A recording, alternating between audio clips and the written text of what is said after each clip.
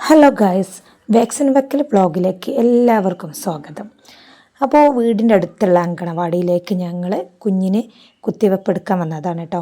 45-ാം ദിവസത്തെ കുത്തിവെപ്പ് എടുക്കാൻ വേണ്ടിയിട്ട് ഇന്നും ഞാനും കൂടെ കുഞ്ഞിനും കൊണ്ട് വന്നിരിക്കുകയാണ്. അപ്പോൾ സിസ്റ്റർ അവനോട് ഇങ്ങനെ ഓരോന്ന് സംസാരിക്കുന്നുണ്ട്.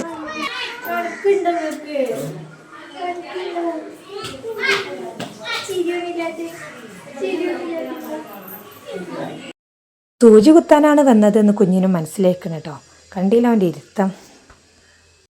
എന്തോ വരാൻ പോകുന്നു എന്റെ മനസ്സ് പറയുന്നു.